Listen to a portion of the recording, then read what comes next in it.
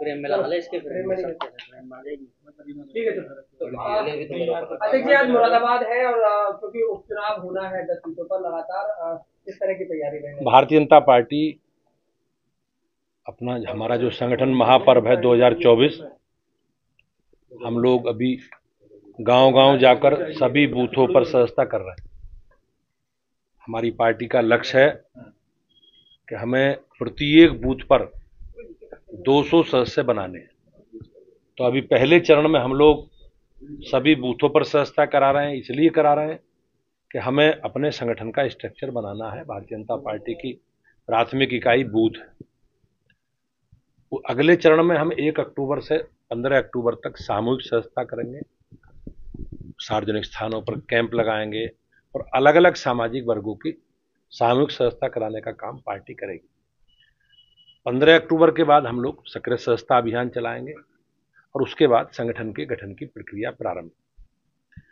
Bharatiya Janata party का हमारा माननीय प्रधानमंत्री जी के जन्मदिन 17 सितंबर से महात्मा गांधी जी की जयंती 2 अक्टूबर तक पार्टी एक सेवा पखवाड़े के तहत अनेकों हमने सेवा के काम, रचनात्मक काम, संगठनात्मक काम तय किए हैं। उन कामों में रक्तदान शिविर है, स्वच्छता पखवाड़ा है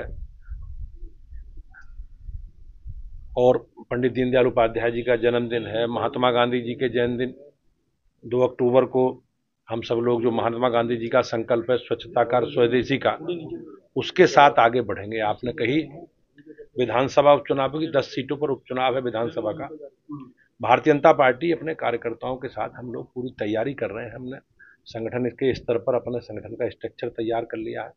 अधिकतम सदस्यता भी हम उन विधानसभाओं में करा रहे हैं और सामाजिक दृष्टि से भी भारतीय जनता पार्टी के संगठनात्मक विषयों को लेकर, जैसे हमारे मोर्चों के सम्मेलन हैं, प्रकोष्ठों की बैठकें हैं, तो हम लोग अपने संगठन को एक्टिवेट करके और जैसे भी हमारी अधिसूचना लगेगी चुनाव की, माननीय निर्वाचन आयोग चुनाव की अधिसूचना घोषित करेंगे, तो हम अपने प्रत्याशी चयन की प्रक्रिया को आगे बढ़ाकर मोदी जी, योगी जी के नेतृत्व में उत्तर प्रदेश में सभी विधानसभा चुनाव लड़ेंगे। अच्छा, आज परसों एक प्रोटेस्ट हो जाता है यहाँ कलेक्ट्रेट में।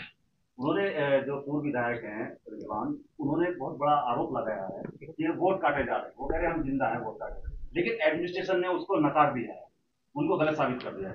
इस तरह देखते हैं अखिलेश यादव। आप देखते होंगे कि समाजवादी पार्टी और कांग्रेस पार्टी चुनावों को लेकर जिस प्रकार से हमारी संवैधानिक संस्थाओं को, चुनाव आयोग को, सरकारी मिशनरों को लांछित करने का काम करती रही, तो ये एक एजेंडा है उनका और जनता के बीच में उनकी कोई उपस्थिति नहीं है। वो केवल एक नेगेटिव प्रचार करके, एक नेगेटिव एजेंडा सेट करके जनता को गुमराह करना चाहते हैं। बिल्कुल पारदर्शी व्यवस्था के साथ सरकार और निर्वाचन आयोग चुनाव कराता है और उस व्यवस्था में हम सब लोगों को विश्वास है। पूर्व विधायक के बेटे की खुद की 2 वोट सामने आई, रिजवान की बात कर रहा हूँ, जो आइडेंटिफाई हो गई, इस तरह कार्रवाई बन रही है। निश्चित रूप से जो व्यवस्था है हमारे कानून में, उसमें व्यवस्था के अनुसार कार्रवाई होगी, लेकिन मैंने जिस प्रकार से कहा कि उनका माइंड सेट है और वो माइंड सेट में चुनाव जीतेंगे। अभी अब जिस प्रकार के परिणाम लोकसभा के आए, आपने उनके बयान सुने होंगे, लेकिन उपचुनावों को लेकर भी और जो भी चुनाव होंगे उनका एक एजेंडा सेट है, नेगेटिव एजेंडा, लेकिन काट की हांडी बार बार नहीं चढ़ती। प्रदेश और देश की जनता सब जानती है। और जहां तक मतदाता सूची के बारे में आपने बात कही, मुझे विश्वास है कि प्रशासन और निर्वाचन आयोग इस पर विधि सम्मत कार्रवाई करेगा। अध्यक्ष जी, एक तरफ रामगोपाल यादव इसी मामले को लेकर के कह रहे हैं कि वोट काटे जा रहे हैं, बीएलओ बदले जा रहे हैं, लेकिन जिला प्रशासन ने पूरी तौर पर साफ कर दिया कि 29 अक्टूबर को लिस्ट जारी होगी। ऐसे में बेबुनियाद आरोप लगाए जा रहे हैं।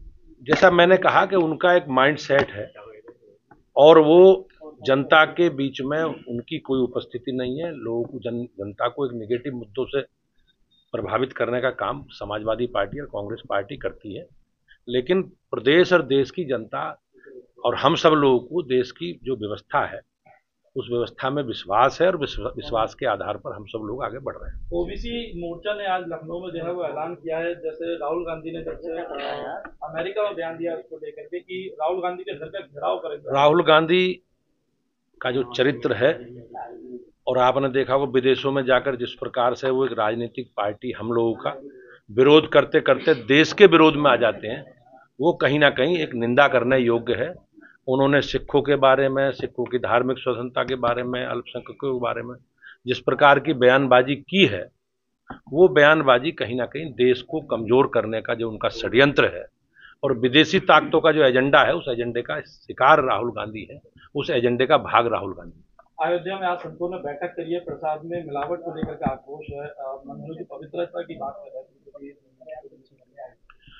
हमारी पार्टी, हमारी सरकारें जो भी फूड सिक्योरिटी एक्ट की व्यवस्था है उसके अनुसार हमारी सरकार कार्रवाई कर रही है।